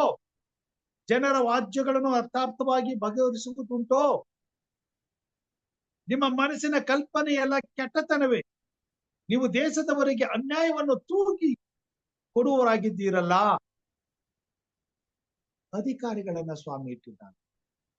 ನ್ಯಾಯಕ್ಕೂ ಅನ್ಯಾಯ ತೀರ್ಪನ್ನ ಕೊಡುದು. ಕೊನೆ ಕಾಲದಲ್ಲಿ ಇವತ್ತು ಅನ್ಯಾಯಕಾರರು ನ್ಯಾಯವನ್ನು ಕೊಂಡುಕೊಳ್ತಾ ಇದ್ದಾರೆ, ತೀರ್ಪು ಮಾಡುವವರನ್ನೇ ಕೊಂಡುಕೊಳ್ತಾ ಇದ್ದಾರೆ. ಇವತ್ತು ಹಣದಾಸೆಗೆ ಮನುಷ್ಯರು ಅನ್ಯಾಯವನ್ನೇ ನ್ಯಾಯವೆಂದು ತೀರ್ಪು ಮಾಡುವಂತವನಾಗಿದ್ದಾನೆ. ಹೀಗಾಗಿ ಮನುಷ್ಯನಿಗೆ ಯಾವ ಭಯನೂ ಇಲ್ಲ. ದುಡ್ಡು ಕೊಟ್ರೆ ಕೊಲೆ ಮಾಡಿ ಹೊರಗೆ ಬರ್ಬಹುದು, ದುಡ್ಡು ಕೊಟ್ರೆ ಬೇಕಾದ ಮಾಡಿ ಮುಚ್ಚಿಬಿಡ್ಬಹುದು, ದುಡ್ಡು ಕೊಟ್ರೆ ಏನ್ ಬೇಕಾದ್ರೂ ಮಾಡ್ಬೋದು. ಇವತ್ತು ಸಂಪಾದನೆ ಮಾಡೋದಕ್ಕೆ ಸಾಕಷ್ಟು ಅನೇಕ ವಿಧವಾದಂತ ಬಗೆಬಗೆಯಾದಂತ ಕಾರ್ಯಗಳನ್ನ ಮಾಡಿ ದುಡ್ಡನ್ನ ಸಂಪಾದನೆ ಮಾಡಿ ಆ ಸಂಪಾದನೆಯಿಂದ ಈ ರೀತಿಯಾದಂತ ದುಷ್ಟತ್ವಗಳಿಗೆ ತಮ್ಮ ಜೀವಿತ ರೂಪಿಸಿಕೊಂಡು ದುಷ್ಟತ್ವದಲ್ಲಿ ಆನಂದಿಸುತ್ತಾ ಇವತ್ತು ಎಲ್ಲವನ್ನ ದುಡ್ಡಿನಿಂದ ಖರೀದಿ ಮಾಡಿ. ಕಾರಣ ಅವರ ಮನಸ್ಸು ದುಷ್ಟತ್ವಕ್ಕೆ ಸಂಪೂರ್ಣವಾಗಿ ಒಳಗಾಗಿದೆ. ದುಷ್ಟರು ಜನ್ಮದಿಂದಲೇ ಧರ್ಮಭ್ರಷ್ಟರು. ಅವರು ಹುಟ್ಟಿದಂದಿನಿಂದ ಸುಳ್ಳುಗಾರರಾಗಿ ದಾರಿ ಬಿಟ್ಟವರು. ಅವರು ಸರ್ಪದಂತೆ ವಿಷಭರಿತರು. ಪುರಾತನದಿಂದ ಮಂತ್ರಿಸುವ ಹಾವಾಡಿಗರ ನಾಗಸ್ವರಕ್ಕೂ ಮರಳಾಗದೆ ಕಿವಿಗೊಡದ ಕಳ್ಳ ಹಾವಿನಂತೆ ಇರುತ್ತಾರೆ. ಈ ಕೊನೆ ಕಾಲದಲ್ಲಿ ದುಷ್ಟತ್ವ ಹೇಗಿರ್ತದೆ, ಜನರು ಹೇಗಿರ್ತಾರೆ, ಅವ್ರ ಜೀವಿತ ಹೇಗಿರ್ತಾರೆ, ದೇವರ ಕೋಪ ಬರುವಂತ ಸಮಯದಲ್ಲಿ ದೇವರು ಯಾತಕ್ಕೋಸ್ಕರ ಈ ಲೋಕವನ್ನ ದಂಡನೆ ಮಾಡ್ತಾನೆ ಅನ್ನೋದನ್ನ ಇಲ್ಲಿ ದಾವೀದನು ತಿಳಿಸುವಂತನಾಗಿದೆ. ದೇವರೇ ಅವರ ಹಲ್ಲುಗಳನ್ನು ಮುರಿದು ಬಿಡು, ಯೆಹೋವನೇ ನ್ಯಾಯದ ಸಿಂಹಗಳ ಕೋರೆ ದಾಡೆಗಳನ್ನು ಕಿತ್ತು ಹಾಕು. ಪ್ರಾಯದ ಸಿಂಹಗಳ ಕೋರೆ ದಾಡೆಗಳನ್ನು ಕಿತ್ತು ಹಾಕು. ಕ್ಷಣದಲ್ಲಿ ಹರಿದು ಕಾಣದೆ ಹೋಗುವ ನೀರಿನಂತೆ ಅವರು ಮಾಯವಾಗಲಿ. ಬಾಣ ತಾಕಿತೋ ಎಂಬಂತೆ ಅವರು ಬೀಳಲಿ. ಒಣಗಿ ಸತ್ತ ಬಸವನ ಹುಳದಂತೆ ನಿರ್ನಾಮವಾಗಲಿ. ಗರ್ಭವಿಳಿದ ಪಿಂಡದಂತೆ ಸೂರ್ಯನನ್ನು ನೋಡದೆ ಹೋಗಲಿ. ಇನ್ನು ಬೇಸರದಿಂದಾಗಲಿ ಒಲೆಗಿಕ್ಕಿದ ಮುಳ್ಳಿನ ಇನ್ನು ಬೇಯದಿರುವಾಗಲೇ ಒಲೆಗಿಕ್ಕಿದ ಮುಳ್ಳಿನ ಕೊಂಪೆಯನ್ನು ಬಿರುಗಾಳಿಯು ಆರಿಸಿ ಬಿಡುವಂತೆ ದೇವರ ಉಗ್ರ ಕೋಪವು ಅವರನ್ನು ನಿಶ್ಶೇಷ ಮಾಡಲಿ. ದುಷ್ಟರಿಗಾಗುವ ಪ್ರತಿ ದಂಡನೆಯನ್ನು ಭಕ್ತರು ನೋಡಿ ಹರ್ಷಿಸಿ ಅವರ ರಕ್ತದಲ್ಲಿ ಕಾಲಾಡಿಸುವರು. ನೀತಿವಂತನಿಗೆ ಫಲವಂತೆಂತಲೂ ಲೋಕದಲ್ಲಿ ನ್ಯಾಯಸ್ಥಾಪಕನಾದ ದೇವರು ಇದ್ದಾನೆಂತಲೂ ಸರ್ವರು ಒಪ್ಪಿಕೊಳ್ಳುವರು. ಇದು ಕೊನೆಗೆ ನಡೆಯುವಂತ ಘಟನೆ. ದೇವರು ಈ ರೀತಿಯಾಗಿ ಒಣಗಿದ ಕೊಂಪೆಗಳನ್ನ ಮುಳ್ಳಿ ಬೆಂಕಿಗೆ ಹಾಕಿ ಪಟಪಟ ಅಂತ ಹೇಳಿ ಸುಟ್ಟು ಬೂದಿಯಾಗುವ ಹಾಗೆ ಕ್ಷಣ ಮಾತ್ರದಲ್ಲಿ ನಾಶವಾಗುವ ಹಾಗೆ ಈ ಭೂಮಿಯಲ್ಲಿ ಲಯವಾಗುತ್ತದೆ. ಈ ಭೂಮಿಯ ಮೇಲೆ ಇರತಕ್ಕಂಥ ಸಾದ ಸಕಲ ವಿಧವಾದಂತ ದುಷ್ಟತ್ವವನ್ನು ನಡೆಸಿ ಅದರಲ್ಲಿ ಕಾಲಾಡಿಸಿದಂತ ದುಷ್ಟರೆಲ್ಲರನ್ನ ದೇವರು ಸಂಪೂರ್ಣವಾಗಿ ನಾಶ ಮಾಡಿದರು. ಇವತ್ತು ಮನುಷ್ಯರು ಪಾಪ ಮಾಡಿ ನಿಶ್ಚಿಂತೆಯಿಂದ ಮಲಗಿಕೊಂಡು ನಿದ್ರೆ ಮಾಡಿ ಸಂತೋಷವಾಗಿ ಬೆಳಗ್ಗೆ ಹೀಗೆ ಇರ್ತದೆ ದಿನ ಅಂತ ಅಂದ್ಕೊಂಡು, ಆದ್ರೆ ದೇವರು ಆ ದಿನಕ್ಕೆ ಅಂತ್ಯವನ್ನು ಅವರ ದುಷ್ಟತ್ವವನ್ನು ಸಂಪೂರ್ಣವಾಗಿ ನಾಶ ಮಾಡಿ ತನ್ನ ಮುಗ್ಧ ಜೀವಿಗಳು ಅವರ ಕುಯುಕ್ತಿಗೆ ಬಲಿಕೆಯಾಗಿ ಅವರಿಂದ ಅನುಭವಿಸುತ್ತಿರುವಂತ ಎಲ್ಲ ಸಂಕಷ್ಟಗಳಿಂದ ತನ್ನ ಮಕ್ಕಳನ್ನ ಬಿಡುಗಡೆ ಮಾಡ್ಲಿಕ್ಕೆ ದೇವರು ಹೋಗುವಂತ ಇದನ್ನ ತಾನೇ ನಾವು ಈ ವಾಕ್ಯಗಳಲ್ಲಿ ನಾವು ನೋಡುವಂತರಾಗಿ ಇಲ್ಲಿ ನಾವು ನೋಡ್ತೇವೆ. ಆ ಪ್ರಕಟಣೆ 6ನೇ ಅಧ್ಯಾಯ 9ರಿಂದ 11ನೇ ವಚನದ ತನಕ ನಾವು ನೋಡುವಾಗ ಇಲ್ಲಿ ಹೀಗೆ ಬರೆದದ್ದು, ಆತನು 5ನೆಯ ಮುದ್ರೆಯನ್ನು ಒಡೆದಾಗ ದೇವರ ವಾಕ್ಯದ ನಿಮಿತ್ತವಾಗಿಯೂ ತಾವು ಹೇಳಿದ ಸಾಕ್ಷಿಯ ನಿಮಿತ್ತವಾಗಿಯೂ ಹತವಾದವರ ಆತ್ಮಗಳ ಯಜ್ಞವೇದಿಯ ಕೆಳಗಿರುವುದನ್ನು ಕಂಡನು. ಅವರು ಒಡೆಯನೇ ಪರಿಶುದ್ಧನೂ ಸತ್ಯವಂತನೂ ಆಗಿರುವಾತನೇ, ಭೂ ನಿವಾಸಿಗಳು ನಮ್ಮನ್ನು ಕೊಂದಿದ್ದಕ್ಕಾಗಿ ನೀನು ಎಷ್ಟು ಕಾಲದವರೆಗೂ ನ್ಯಾಯ ವಿಚಾರಿಸದೆಯೂ ಪ್ರತಿದಂಡನೆ ಉಂಟು ಮಾಡದೆಯೂ ಇರುವೆ ಎಂದು ಮಹಾಶಬ್ದದಿಂದ ಕೂಗಿದನು. ಅವರಲ್ಲಿ ಒಬ್ಬೊಬ್ಬನಿಗೆ ಒಂದೊಂದು ಬೀಳುವುದು ಕೊಡಲ್ಪಟ್ಟಿತ್ತು. ದೇವರು ಈ ದುಷ್ಟತ್ವವನ್ನ ಸಂಪೂರ್ಣವಾಗಿ ನಾಶ ಮಾಡಲೇಬೇಕಾಗಿದೆ. ಯಾಕಂತಂದ್ರೆ ನೀತಿಗಾಗಿ ಕೊಯ್ಯಲ್ಪಟ್ಟಂತ ವಧಿಸಲ್ಪಟ್ಟಂತ ಭಕ್ತರ ಕೂಗು ಆತನ ಕಿವಿಗೆ ಮುಟ್ತಾ ಇದೆ. ಅವ್ರಿಗೆ ನ್ಯಾಯ ತೀರಿಸಬೇಕಾಗಿದೆ, ಅವ್ರಿಗೆ ಬಿಡುಗಡೆ ಕೊಡಬೇಕಾಗಿದೆ. ಅವರನ್ನ ತನ್ನ ವಾಗ್ದಾನದ ಪ್ರಕಾರವಾಗಿ ತಾನು ಸತ್ತು ಮೃತ್ಯುಂಜಯನಾಗಿ ಎದ್ದು ಬಂದ ಹಾಗೆ ಅವರನ್ನು ಸಹ ಮೃತ್ಯುಂಜಯನಾಗಿ ಎಬ್ಬಿಸಿ ತನ್ನ ವಾಗ್ದಾನಗಳನ್ನ ಆತನು ನೆರವೇರಿಸುವ ತನ್ನ ಭಕ್ತರನ್ನ ಬಿಡುಗಡೆ ಮಾಡಿ ತನ್ನ ಉದ್ದೇಶಗಳು ನೆರವೇರುವಂತೆ ಕಾರ್ಯ ಮಾಡುವಂತ ಸಮಯ ಹತ್ತಿರವಾಗಿದೆ. ಈಗ ಆತನು ತನ್ನ ಕಾರ್ಯವನ್ನ ಮಾಡ್ಲೇಬೇಕಾಗಿದೆ, ತನ್ನ ಉಗ್ರ ಕೋಪವನ್ನ ತೀರಿಸಲೇಬೇಕು. ಅದಕ್ಕಾಗಿ ನಾವು ನೋಡುತ್ತೇವೆ, ಈ ಭೂಮಿ ಮೇಲೆ ಎಲ್ಲಾ ದುಷ್ಟತ್ವ ದೇವರು ಅಂತ್ಯವನ್ನ ತರುವಂತ ದೇವರು ಮಾನವರಾದ ನಮಗೆ ನ್ಯಾಯ ತೀರ್ಪು ನೀಡುತ್ತಾನೆಂಬುದರಲ್ಲಿ ಯಾವುದೇ ಸಂದೇಹವಿಲ್ಲ. ಒಳ್ಳೆಯದಾಗಲಿ ಕೆಟ್ಟದಾಗಲಿ ಸಕಲ ರಹಸ್ಯ ಸಂಗತಿಗಳನ್ನು ವಿಮರ್ಶಿಸುವ ನ್ಯಾಯ ವಿಚಾರಣೆಗೆ ದೇವರು ಪ್ರತಿಯೊಂದು ಕಾರ್ಯವನ್ನು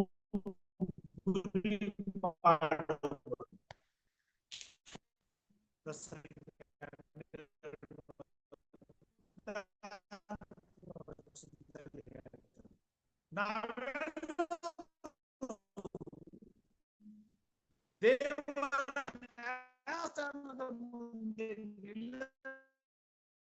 ನಿಲ್ಲಬೇಕಲ್ಲ ಎಂದು ಪೌಲನು ಹೇಳುತ್ತಾನೆ, ಇದನ್ನು ತಿಳಿಸುತ್ತಾನೆ. ಯಾರು ರಕ್ಷಿಸಲ್ಪಡ ಎಂಬುದರ ಬಗ್ಗೆ ದೇವರಿಗೆ ಯಾವುದೇ ದಾಖಲೆಗಳು ಬೇಕಾಗಿಲ್ಲ. ಆದ್ರೆ ಆದಿಯಿಂದಲೂ ದೇವರು ಮಾನವನಿಗಾಗಿ ಜಗತ್ತುತ್ಪತ್ತಿಗೆ ಮೊದಲೇ ಯೋಚಿಸಿದ ರಕ್ಷಣಾ ಯೋಜನೆಯನ್ನು ಕುತೂಹಲದಿಂದ ವೀಕ್ಷಿಸುತ್ತಿರುವ ದೇವದೂತರಿಗೆ ದಾಖಲೆ ಬೇಕು. ಹಾಗೂ ಸಹಜವಾಗಿಯೇ ಅನೇಕ ಪ್ರಶ್ನೆಗಳು ಅವರಿಗಿವೆ. ಪರಲೋಕದಲ್ಲಿ ಲೂಸಿಫರನ್ನು ದೇವರಿಗೆ ವಿರುದ್ಧವಾಗಿ ತಂಗೆ ಎದ್ದದ್ದು, ಅವನೊಂದಿಗೆ 1/3 ಭಾಗದಷ್ಟು ದೂತರು ದೊಬ್ಬಲ್ಪಟ್ಟದ್ದು, ಇವೆಲ್ಲವನ್ನು ದೇವದೂತರು ಕಣ್ಣಾರೆ ನೋಡಿದ್ದಾರೆ. ಪ್ರಕಟಣೆ 12:4 ವಚನದಲ್ಲಿ ನಾವು ನೋಡಿ, ಅಬ್ರಾಮನು ದೇವರ ಬಳಿಯಲ್ಲಿ ಸೊದೋಮ್ ಗೊಮೋರ ಪಟ್ಟಣಗಳ ಬಗ್ಗೆ ಅರಿಕೆ ಮಾಡಿಕೊಳ್ಳುತ್ತಿರುವುದು ಒಂದು ರೀತಿಯಲ್ಲಿ ಪರಲೋಕದಲ್ಲಿ ನಡೀತಿರುವ ನ್ಯಾಯ ವಿಚಾರಣೆಯ ಬಗ್ಗೆ ಪ್ರಮುಖವಾಗಿ ಕೆಲವು ಸಂಗತಿಗಳನ್ನು ತಿಳಿಸುತ್ತದೆ. ಸೊದೋಮ್ ಪಟ್ಟಣದ ಪಾಪಗಳನ್ನು ಪರಿಶೀಲಿಸಲಾಗುತ್ತಿದ್ದು, ದೇವರು ಅದರ ಬಗ್ಗೆ ಎಷ್ಟೋ ದೊಡ್ಡ ಮೊರೆ ನನಗೆ ಮುಟ್ಟಿದೆ, ಅವರ ಪಾಪವು ಎಷ್ಟೋ ಘೋರವಾಗಿದೆ ಎಂದು ಅಬ್ರಾಮನಿಗೆ ತಿಳಿಸುತ್ತಾನೆ. ಆದರೆ ಸೊದೋಮ್ ಗೊಮೋರ ಪಟ್ಟಣಗಳು ನಾಶವಾಗುವುದಕ್ಕೆ ಮೊದಲು ಅವರ ಪಾಪಗಳ ಬಗ್ಗೆ ಪರಿಶೀಲನೆ ನಡೆಯಿತು. ಆದ್ರೆ ದುಷ್ಟರನ್ನು ನಾಶ ಮಾಡುವ ತನ್ನ ನಿರ್ಧಾರವು ನ್ಯಾಯಸಮ್ಮತವಾಗಿದೆಯೇ ಎಂಬುದನ್ನು ಪರೀಕ್ಷಿಸುವ ಅವಕಾಶವನ್ನು ಸಹ ದೇವರು ಅಬ್ರಾಮನಿಗೆ ಕೊಟ್ಟನು. ಈ ಎಲ್ಲಾ ವಿಚಾರಗಳನ್ನ ನಾವು ಕಲಿತೇವೆ. ಕಾರಣ ನಮ್ಮನ್ನ ಸ್ವಾಮಿ ಅಬ್ರಾಹ್ಮನ ಸ್ಥಳದಲ್ಲಿ ನಿಲ್ಲಿಸಿ ಆತನ ಈ ಎಲ್ಲಾ ವಿಚಾರಗಳು ನಾವು ಅರ್ಥ ಮಾಡಿಕೊಂಡು ಆತನು ನೀತಿವಂತನಾಗಿದ್ದಾನೆ, ಆತನು ಮಾಡುವಂತ ತೀರ್ಪು ನೀತಿ ಉಳ್ಳದ್ದಾಗಿದೆಯೇ, ಆತನು ತೆಗೆದುಕೊಳ್ತಕ್ಕಂಥ ತೀರ್ಮಾನ ನ್ಯಾಯಯುತವಾಗಿದೆಯೇ ಎಂಬುದನ್ನ ಪರೀಕ್ಷಿಸಿ ತಿಳಿದುಕೊಳ್ಳುವಂತ ಅವಕಾಶವನ್ನ ಈ ಹೊತ್ತು ಈ ಪಾಠಗಳನ್ನ ಕಲಿಯುವಂತ ನಮ್ಮ ಮುಂದೆ ಇಟ್ಟಿದ್ದಾರೆ. ಯಾವುದೋ ಒಂದು ವ್ಯಕ್ತವಾದ ಕಾರಣಕ್ಕಾಗಿ ನಾವಿಲ್ಲಿ ಕೂಡಿ ಬಂದ ಈ ಲೋಕದವರ ಜೊತೆಲಿ ನಾವು ಕೂಡ RCB ಕಪ್ ಮೆರವಣಿಗೆಯಲ್ಲಿ ಸೇರಿಕೊಂಡು ಸಂತೋಷ ಪಡಬಹುದಾಗಿದೆ.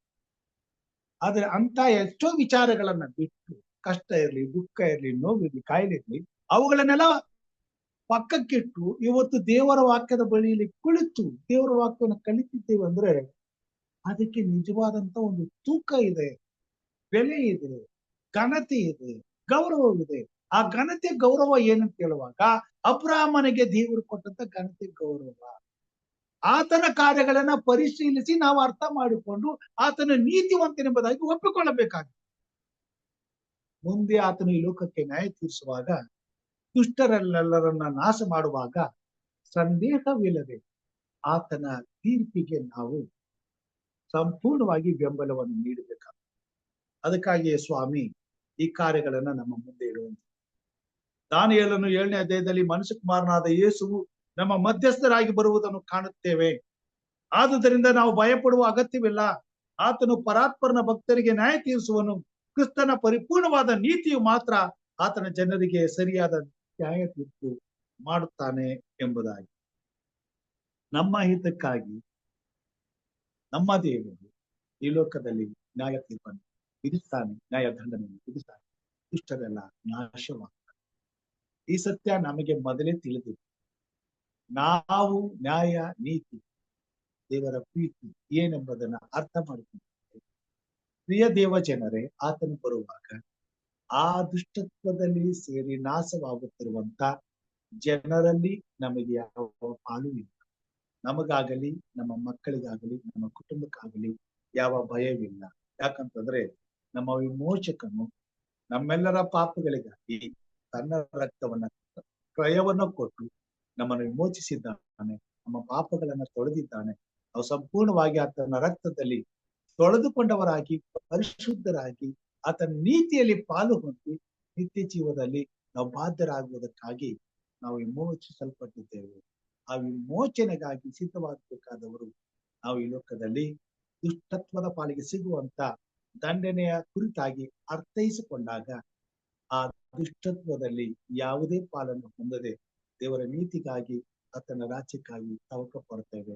ಆತನು ಬರುವಾಗ ಆತನ ನಿಲುವಂಗಿಗಳನ್ನ ತೊಟ್ಟಿಕೊಂಡವರು ನಾವಾಗಿರ್ತೇವೆ. ನಮ್ಮ ಮೇಲೆ ತಪ್ಪು ಹೊರಿಸೋದಕ್ಕೆ ಸೈತಾನಿಗೆ ಯಾವ ಅಧಿಕಾರವಿರುವುದಿಲ್ಲ. ಬದಲಾಗಿ ಲೋಕವೇ, ಆತನ ಪಾಪಗಳೇ, ಆತನನ್ನ ಪ್ರೀತಿಸಿ ದುಷ್ಟತ್ವದಲ್ಲಿ ಕೈ ತೊಳೆದಂತ ಆತನ ಜನರೇ ಆತನಿಗೆ ನ್ಯಾಯವನ್ನ, ತೀರ್ಪನ್ನ ವಿಧಿಸುವಂತವರಾಗಿದ್ದಾರೆ. ದೇವರ ತೀರ್ಪನ್ನು ಒಪ್ಪಿಕೊಂಡು ನಾಶನದಲ್ಲಿ, ಆ ನಾಶನದಲ್ಲಿ ಸಂಪೂರ್ಣವಾಗಿ ದೇವರ ತೀರ್ಪನ್ನ ಅಂಗೀಕಾರ ಮಾಡಿ ಈ ಕೊನೆ ಕಾಲದಲ್ಲಿ ದೇವರು ಈ ಉನ್ನತವಾದಂತ, ಅಗಮ್ಯವಾದಂತ ಸತ್ಯವನ್ನ ನಮ್ಮ ಮುಂದೆ ಪರಿಪರಿಯಾಗಿ ವಿವರಿಸ್ತಿದ್ದಾನೆ. ಕಾರಣ ಇಷ್ಟೇ, ಆ ಬೆಂಕಿಯಲ್ಲಿ, ಆ ನಾಶನದಲ್ಲಿ ಆತನನ್ನ ಪ್ರೀತಿಸಿದಂತ ನಾವು, ತನ್ನ ರಕ್ತವನ್ನ ಕ್ರಯಕ್ಕೆ ಕೊಟ್ಟು ಕೊಂಡುಕೊಂಡಂತ ನಾವು, ನಮ್ಮ ಕುಟುಂಬ, ಮಕ್ಕಳು ಇರಬಾರ್ದೆಂಬುದಾಗಿ ಅದಕ್ಕಾಗಿ ಈ ಹೋರಾಟ. ದೇವರು ನಮ್ಮನ್ನು ಆಶೀರ್ವಾದ ಮಾಡಲಿ. ಆತನು ನ್ಯಾಯಾಧಿಪತಿ, ಸಮಸ್ತ ಲೋಕಕ್ಕೆ ನ್ಯಾಯ ತೀರಿಸ್ತಾನೆ. ಆತನ ನ್ಯಾಯ ನೀತಿ ಉಳ್ಳದ್ದು. ನೀತಿವಂತರು ಭಯಪಡಬೇಕಾದ ಅವಶ್ಯಕತೆ ಇಲ್ಲ. ಯಾಕಂತಂದ್ರೆ ಆತನ ನೀತಿಯಲ್ಲಿ ಆನಂದಿಸಲು ಆತನು ತನ್ನ ಭಕ್ತರಿಗಾಗಿ ತನ್ನ ಪ್ರಾಣವನ್ನು ಕೊಟ್ಟಿದ್ದಾನೆ. ನಮ್ಮನ್ನು ವಿಮೋಚಿಸಲು ಆತನು ಶಕ್ತನಾಗಿದ್ದಾನೆ. ದೇವರ ನಾಮ ಸ್ತೋತ್ರವಾಗಲಿ. ಆತನ ನೀತಿಯಲ್ಲಿ ಪಾಲು ಹೊಂದಿ ನಿತ್ಯ ಜೀವಕ್ಕೆ ಪಾತ್ರರಾಗುವಂತೆ ಕರ್ತನು ನಮ್ಮೆಲ್ಲರನ್ನು ಆಶೀರ್ವಾದ ಮಾಡಲಿ. ಇದು ಈ ಪಾಠದ ತಿರುಳಾಗಿದೆ. ಹೆಚ್ಚಿನ ಸಂಗತಿಗಳು ಇದ್ರೆ ದಯಮಾಡಿ ಸ್ವಲ್ಪ ಹೊತ್ತು ಹಂಚಿಕೊಳ್ಬೇಕೆಂದು ಕೇಳ್ಕೊಳ್ತೇನೆ. ಏನಾದ್ರು ಪ್ರಶ್ನೆಗಳಿದ್ರೆ ಕೇಳ್ಬಹುದು ಎಂಬುದಾಗಿ ಕೇಳ್ತೇನೆ.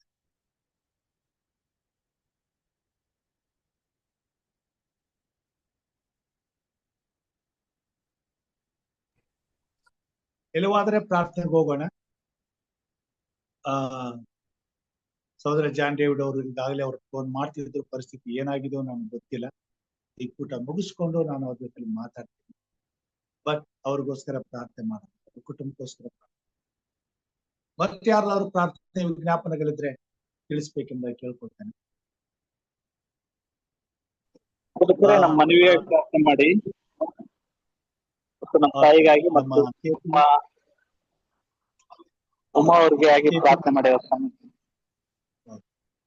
KP ರವಿ ಅವರ ಕುಟುಂಬ ಮತ್ತು ಅವರ ಸಭೆ, ಅವರ ಕೆಲಸಕ್ಕಾಗಿ ಹಾಗೂ ಸಹೋದರಿ ಉಮಾ ಅವ್ರಿಗೋಸ್ಕರ ಪ್ರಾರ್ಥನೆ ಮಾಡ್ಬೇಕು.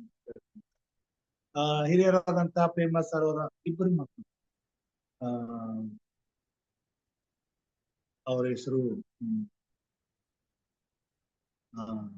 ವಿಕ್ರಮ್ ಮತ್ತು ವಿನಯ್, ಅವ್ರಿಗೋಸ್ಕರ ಪ್ರಾರ್ಥನೆ ಮಾಡಿ ಅಂತ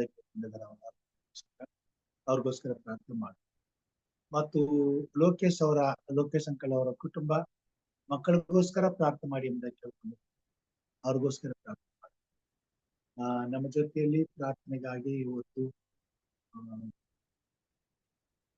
ಸಹೋದರಿ ರಾಜೇಶ್ವರಿ ಅವರು ಇದ್ದೀರಾ?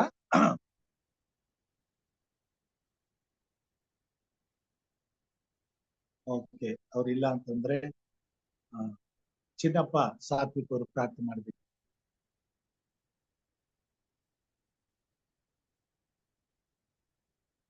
ಚಿನ್ನಪ್ಪ ಅವರು ಇರ್ಲಿಕ್ಕಿಲ್ಲ, ಅವ್ರು ಇರ್ಲಿಕ್ಕಿಲ್ಲ, ಬರ್ತಾ ಇಲ್ಲ ಯಾಕೋ. ಓಕೆ, ರತ್ನ ಇದ್ದೀರಾ?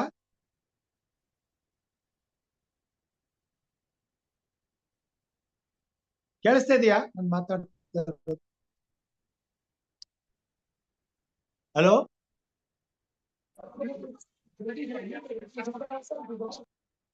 ಓಕೆ, ಸಹೋದರಿ ಮಾಲಾ ಅವರು ಇದ್ದಾರೆ. ಮಾಲಾ ಅಮ್ಮ, ನೀವು ಪ್ರಾರ್ಥನೆ ಮಾಡಿ.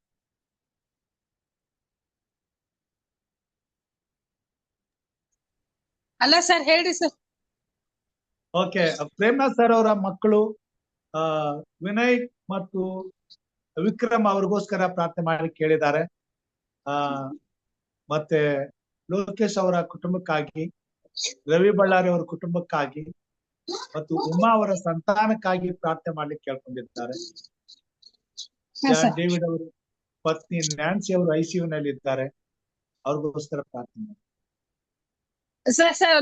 ಸರ್ ಹೆಸರು ಬರ್ಕೋತೀನಿ ಸರ್. ಬರ್ಕೊಳ್ಳಿ.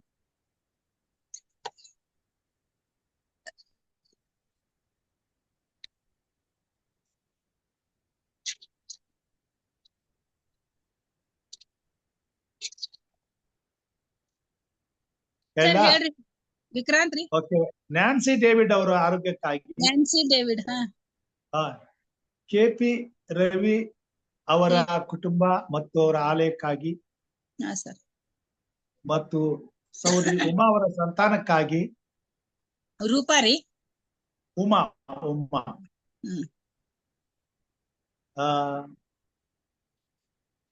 ವಿನಯ್ ಮತ್ತು ವಿಕ್ರಮ್ ಅವರ ಆರೋಗ್ಯಕ್ಕಾಗಿ, ಲೋಕೇಶ್ ಅವರ ಕುಟುಂಬ ಮಕ್ಕಳಿಗಾಗಿ, ಇವರುಗಳಿಗಾಗಿ ಪ್ರಾರ್ಥನೆ ಮಾಡ್ಬೇಕೆಂದ ಕೇಳ್ತೀನಿ.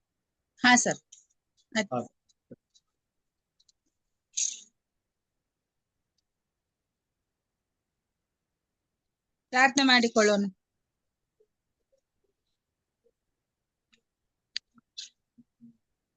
ಪ್ರೀತಿ ಸ್ವರೂಪನಾದ ನನ್ನ ಸ್ವರ್ಗೀಯ ತಂದೆ ನಾಮಕ್ಕೆ ಸ್ತೋತ್ರವಾಗಲಿ. ಸ್ವಾಮಿ, ನನ್ನ ಕರ್ತನೆ, ಇಡೀ ದಿನವೆಲ್ಲ ನೀನು ಕಾಯ್ದು ಕಾಪಾಡಿ ಒಂದು ಮಧ್ಯವಾರದ ಕೂಟದಲ್ಲಿ, ಹೌದು ಸ್ವಾಮಿ, ನಾವು ಈ ಸಭಾ ಶಾಲೆ ಪಾಠದಲ್ಲಿ ಒಟ್ಟಾಗಿ ಸೇರಿ ಬಂದು ನಿನ್ನ ವಾಕ್ಯವನ್ನ ಕೇಳಿ ತಿಳಿದುಕೊಳ್ಳುವಂತ ಭಾಗ್ಯವನ್ನ ನಮಗೆ ನೀನು ಕೊಟ್ಟಿದ್ದೆ, ಅದಕ್ಕಾಗಿ ಸ್ತೋತ್ರ ಸ್ವಾಮಿ. ಹೌದು ಸ್ವಾಮಿ, ಈ ದಿನವನ್ನು ಎಷ್ಟೋ ಜನರು ಕಾಣದೇ ಇದ್ದರೆ ಸ್ವಾಮಿ, ಆದಾಗ ಕರ್ತನೆ ನಮ್ಮನ್ನ ನಿನ್ನ ಕೃಪೆಯಲ್ಲೂ ನಿನ್ನ ಆಶೀರ್ವಾದದಲ್ಲಿ ಈ ಸಾಯಂಕಾಲದವರೆಗೆ ನಡ್ಸ್ಕೊಂಡ್ ಬಂದಿದ್ದೆ, ಅದಕ್ಕಾಗಿ ಸ್ತೋತ್ರ ಸ್ವಾಮಿ. ಹೌದು ನನ್ನ ಕರ್ತನೆ, ಈ ದಿನದಲ್ಲಿ ನಿನ್ನ ಪಾಠವನ್ನ ತಂದಿರ್ತಕ್ಕಂತ ನಿನ್ ಮಗನನ್ನ ಹೆಚ್ಚಾದ ರೀತಿಯಲ್ಲಿ ಆಶ್ವಾಸ ಸ್ವಾಮಿ. ಅವ್ರು ಹೇಳ್ತಕ್ಕಂತ ಪಾಠಗಳನ್ನ ನಾವು ಮನಸಾರೆ ಅದನ್ನ ಕೇಳಿ, ಒಂದು ಕಿವಿಯಿಂದ ಕೇಳಿ ಇನ್ನೊಂದು ಕಿವಿಯಿಂದ ಬಿಡದೆ ಸ್ವಾಮಿ, ಅದನ್ನ ಅರ್ಥೈಸಿಕೊಳ್ಳುವ ಭಾಗ್ಯವನ್ನ ನಮ್ಮೆಲ್ಲರಿಗೆ ನೀನು ಕೊಟ್ಟು ಕಾಪಾಡಿ ಸ್ವಾಮಿ. ಅವ್ರು ಕೊಟ್ಟಿರ್ತಕ್ಕಂಥ ಕುಟುಂಬ ಮಕ್ಕಳನ್ನ ಹೆಚ್ಚಾದ ರೀತಿಯಲ್ಲಿ ಆಶ್ವಾಸು, ಹೆಚ್ಚಾದ ರೀತಿಯಲ್ಲಿ ಸ್ವಾಮಿ ಈ ಕಾರ್ಯಕ್ರಮಗಳನ್ನ ಅವ್ರು ನಡೆಸಿ ಅನೇಕರನ್ನ ನೀನ್ ಹಟ್ಟಿಗೆ ತರುವಂತ ಭಾಗ್ಯವನ್ನ ಈ ಮಕ್ಕಳಿಗೆ ಕೊಟ್ಟು ಕಾಪಾಡು ಸ್ವಾಮಿ. ಅದೇ ರೀತಿಯಾಗಿ ಕರ್ತನೆ, ಇದರಲ್ಲಿ ಕೂಡಿ ಬಂದಿರತಕ್ಕಂತ ಪ್ರತಿಯೊಬ್ಬರನ್ನ ನೀನ್ ಹೆಸರಾಗಿ ಆಶ್ವಾಸಿ ಕಾಪಾಡು ಸ್ವಾಮಿ. ಯಾರಿಗೆ ಯಾವ ತೊಂದರೆಗಳಿವೆ ನಾವು ಬಲ್ಲಾತರಲ್ಲ ಕರ್ತನೆ, ಎಲ್ಲವನ್ನು ಬಲ್ಲಾತ ನೀನಾಗಿದ್ಯಾ ನನ್ನ ಸ್ವಾಮಿ. ನೀನು ಬಿಟ್ಟು ನಾವೇನೂ ಮಾಡ್ಲಿಕ್ಕೂ ಅಸಾಧ್ಯರು ಸ್ವಾಮಿ. ಹೌದು ಸ್ವಾಮಿ, ನೀನು ಸರ್ವೋತ್ತಮನು, ಸರ್ವರನ್ನ ರಕ್ಷಿಸುವನು, ಸರ್ವೇಶ್ವರನು ನೀನಾಗಿದ್ಯಾ ನನ್ನ ಸ್ವಾಮಿ. ಹೌದು ಸ್ವಾಮಿ, ಇವುಗಳನ್ನೆಲ್ಲವನ್ನ ನಿನಗೆ ಅರ್ಪಿಸಿ ನೀನು ನಮಗೆ ಬೇಕಾಗಿರ್ತಕ್ಕಂಥದ್ದನ್ನ ಕೊಟ್ಟು ಮಹಿಮೆ ಹೊಂದೆಂಬುದಾಗಿ ಕೇಳ್ಕೊತಾನೆ ಸ್ವಾಮಿ. ಅದೇ ರೀತಿಯಾಗಿ ಸ್ವಾಮಿ, ಇವತ್ತಿನ ದಿನ ಸ್ವಾಮಿ ಕೊಟ್ಟಿರ್ತಕ್ಕಂಥ ವಿಜ್ಞಾಪನೆಗಳನ್ನ ಹೆಚ್ಚಾದ ರೀತಿಯಲ್ಲಿ ಆಶ್ವಾಸು.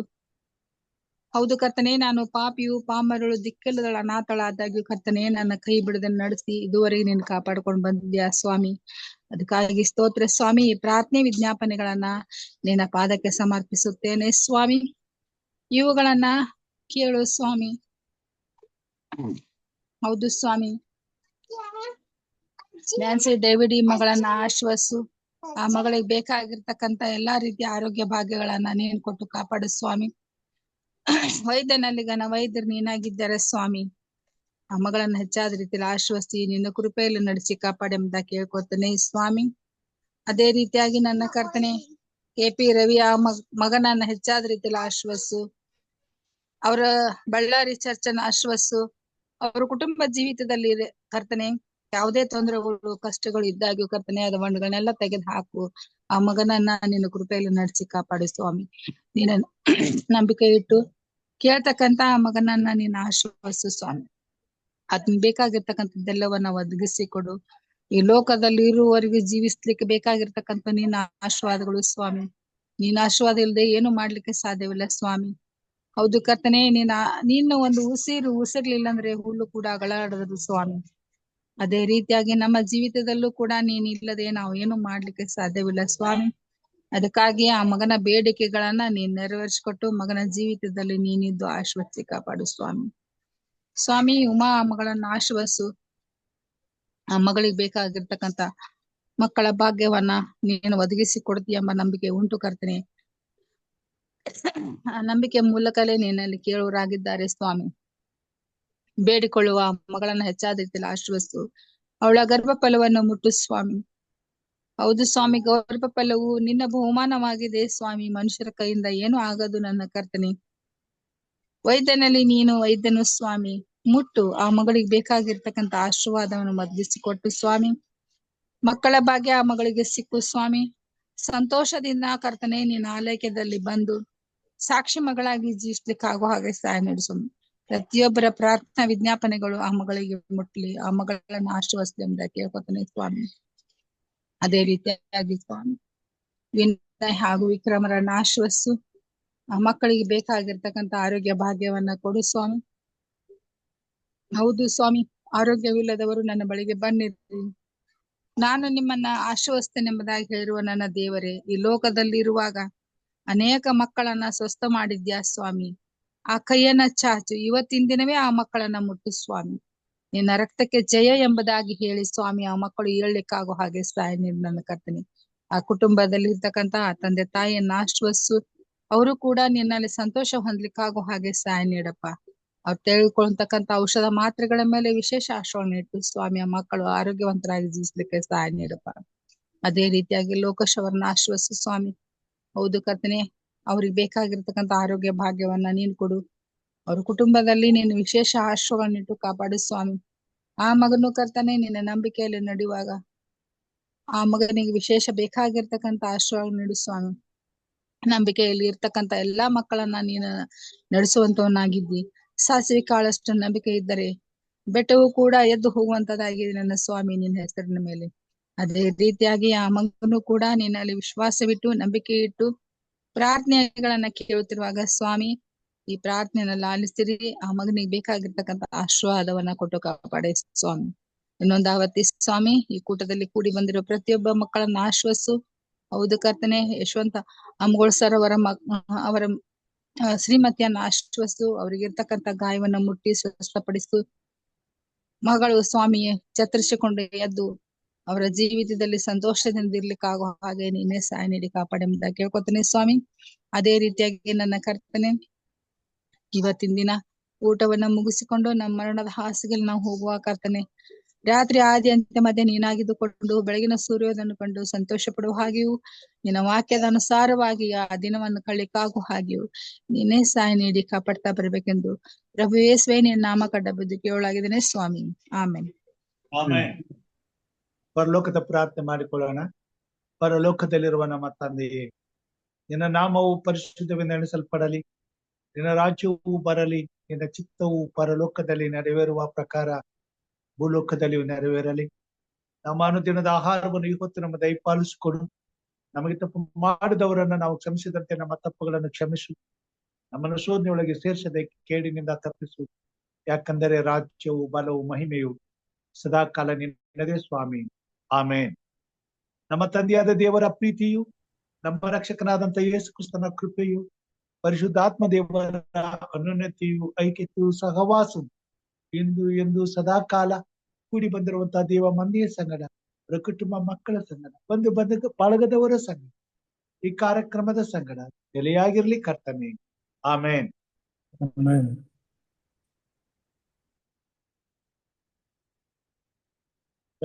ದೇವರ ನಮಗೆ ಸ್ತೋತ್ರವಾಗಲಿ. ಈ ಸಾಯಂಕಾಲ ಕೂಡಿ ಬಂದಂತ ತಮ್ಮೆಲ್ಲರಿಗೂ ವಂದನೆಗಳನ್ನ ಸಲ್ಲಿಸ್ತೇನೆ.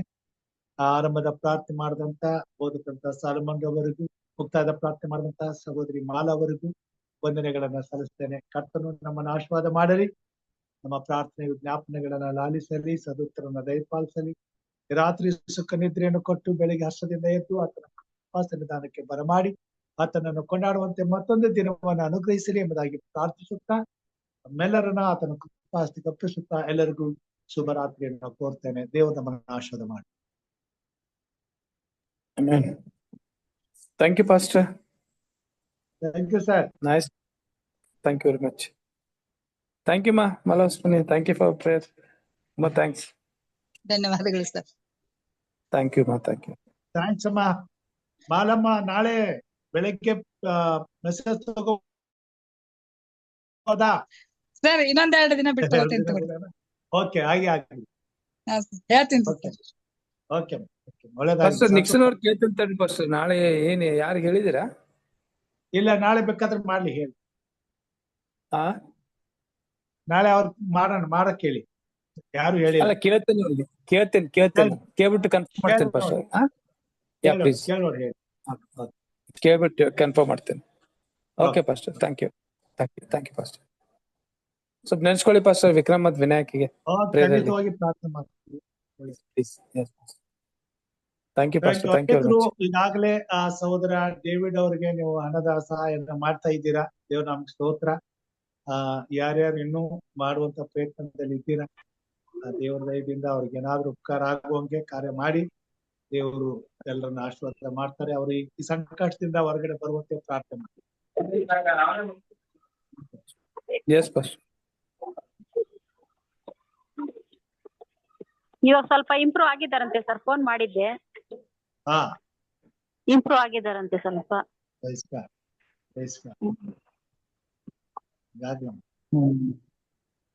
ನಾನು ಬಿಸಿ ಅದೇ Pastor, ಪುನಃ ಬಂದೆ. ನಾನು ಫೋನ್ ಮಾಡಿಲ್ಲ, ವಿಚಾರಿಸ್ತೇನೆ. ಫೋನ್ ಮಾಡಿ ಪ್ರಾರ್ಥನೆ ಮಾಡಿ ಅವ್ರಿಗೊಂದು ಫೋನ್ ಮಾಡಿ ಧೈರ್ಯ ಬರ್ತದೆ ಅವ್ರಿಗೆ. ಖಂಡಿತ Pastor, ಖಂಡಿತ. Thank you, Pastor. Thank you ಎಲ್ಲರಿಗೂ ಶುಭವಾಗಲಿ. Thank you. Yes, Pastor. Yes. Thanks. Thank you.